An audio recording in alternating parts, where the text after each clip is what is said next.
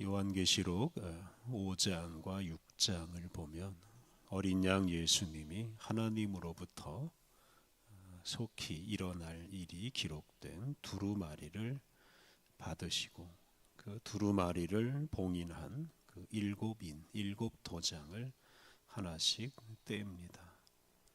그리고 그 도장을 뗄 때마다 장차 일어날 환상을 일어날 일을 환상으로 보여주십니다. 이렇게 일곱 인을 다 뗀 후에는 이제 각각 나팔을 든 일곱 천사가 등장하고 그 일곱 천사가 차례대로 나팔을 불 때마다 또 장차 일어날 일들이 환상으로 계시됩니다.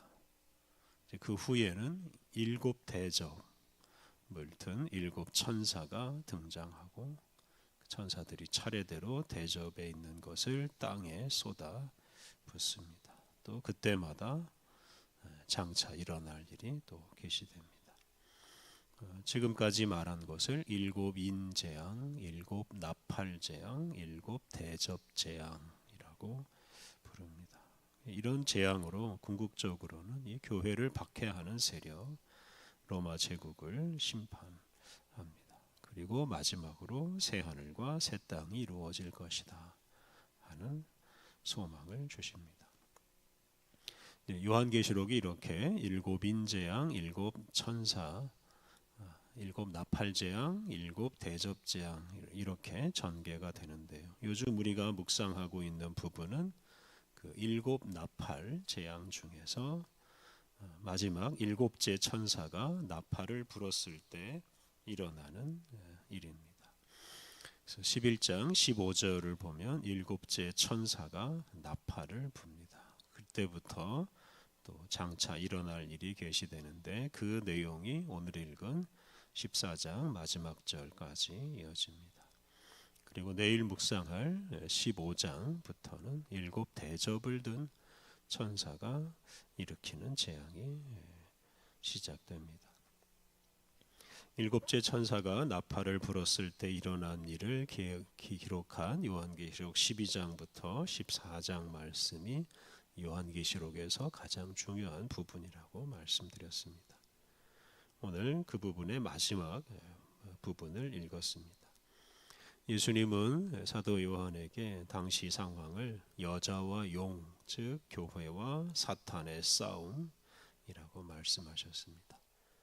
특히 사탄이 그의 하수인인 짐승, 즉 로마와 로마 황제를 사용해서 교회를 박해한다고 말씀하셨습니다.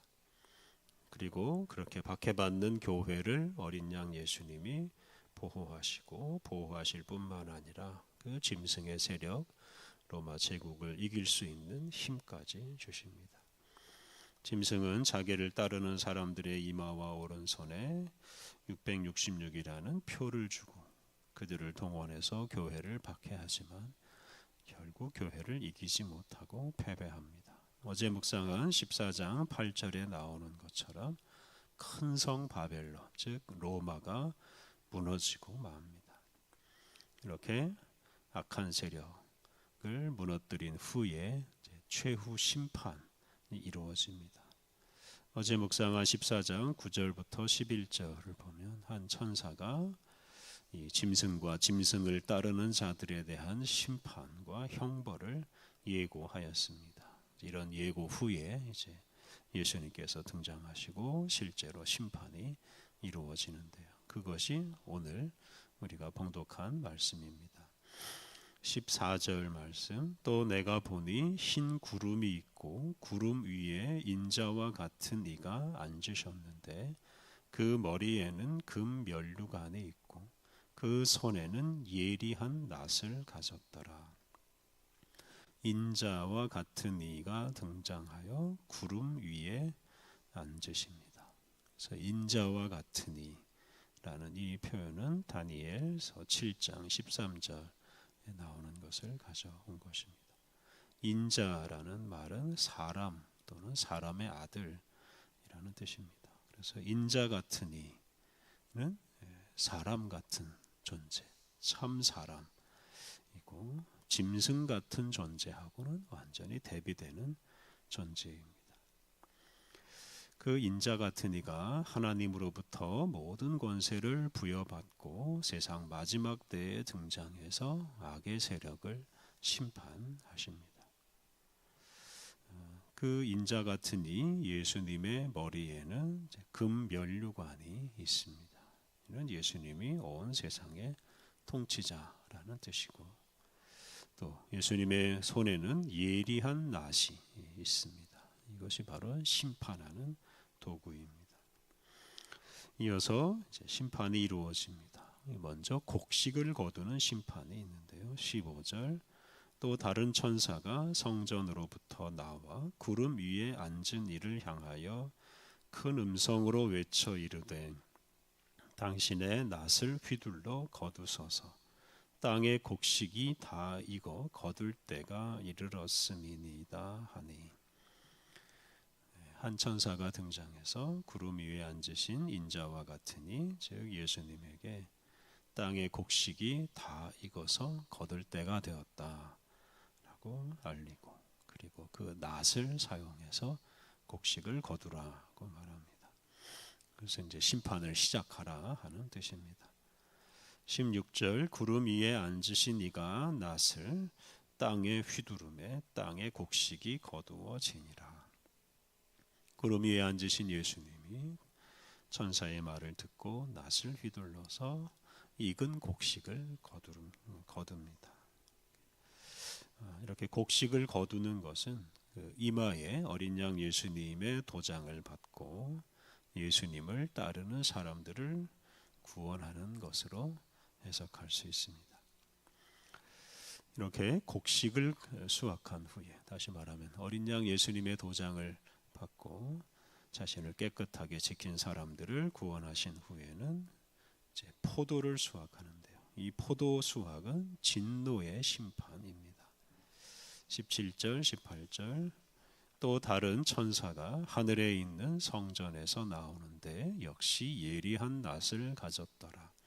또 불을 다스리는 다른 천사가 제단으로부터 나와 예리한 낫 가진 자를 향하여 큰 음성으로 불러 이르되 내 예리한 낫을 휘둘러 땅에 포도송이를 거두라. 그 포도가 익었느니라 하더라. 다른 한 천사가 등장하고, 그는 하늘에 있는 성전에서 나온 천사입니다. 그의 손에는 예리한 낫이 있었는데 불을 다스리는 또 다른 천사가 등장하더니 낫을 가지고 있는 천사에게 포도가 익었으니 포도송이를 수확하라 또 했습니다. 19절, 천사가 낫을 땅에 휘둘러 땅에 포도를 거두어 하나님의 진노의 포도주 틀에 던지매.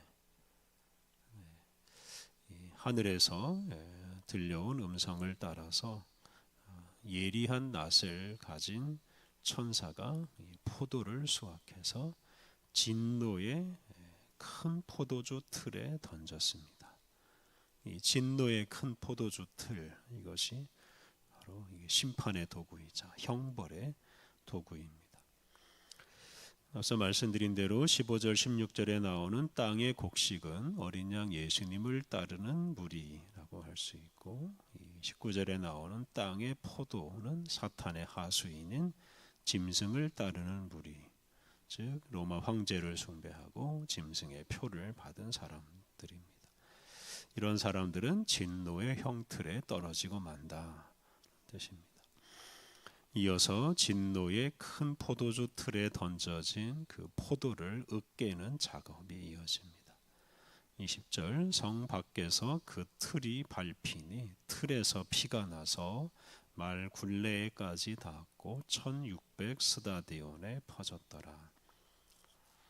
진노의 큰 포도주 틀이 성 바깥에 있습니다. 십자가 형틀이 골고다, 십자가 형틀이 있던 골고다가 이제 성 바깥에 있었던 것처럼 이렇게 죄인을 처벌하는 진노의 형틀은 이렇게 성 바깥에다가 둡니다. 그렇게 해야만 처벌받는 죄인 때문에 성이 더러워지지 않기 때문입니다. 진노의 형틀에서 포도를 으깨자 그 틀에서 피가 나서 말 굴레에 닿고 또 1600 스다디온에 퍼졌다고 하였습니다. 포도를 으깼는데 피가 났다는 것은 이것이 형벌을 내리는 심판이라는 것을 말해줍니다. 말 굴레까지 닿았다라는 것은 성도들이 타고 있는 말 굴레에 닿았다 뜻입니다. 그래서 성도들이 그 말을 타고 심판을 지켜보고 또 심판을 직접 행한다는 뜻입니다. 그리고 그 틀에서 나온 피가 1600 스타디오까지 퍼져나갔습니다. 아래 각주에 나오는 것처럼 한 스타디오는 192m이니까요. 1600 스타디온이면 600km 정도 된다고 할 수 있습니다. 이것은 이 심판이 전 세계적으로 일어난다는 뜻이고 아주 철저하고 가혹한 심판이 이루어진다는 뜻입니다. 이렇게 짐승과 짐승을 따르는 모든 사람들에 대한 무서운 심판이 이루어집니다. 이렇게 해서 일곱째 천사가 나팔을 불었을 때 일어난 일들이 마무리되었습니다. 여자와 용, 즉 교회와 사탄의 싸움이 끝납니다. 용, 즉 사탄이 하수인인 짐승, 이 로마 제국과 로마 황제를 사용해서 교회를 박해하였지만 그들이 교회를 무너뜨리지 못합니다. 정반대로 교회가 오히려 그들을 이겼습니다. 특히 인자 같으니 참 사람이신 예수님께서 짐승의 세력인 로마 제국과 로마 황제를 철저하게 심판해서 그들이 악한 자인 것을 만천하에 드러나게 하시고 망하게 하십니다. 온 세상의 주관자이신 어린 양 예수님은 이렇게 심판을 통해서 선과 악, 또 선한 자와 악한 자를 구분하시고 드러내십니다. 어린 양 예수님은 결코 힘센 자가 승리하게 두지 않으십니다.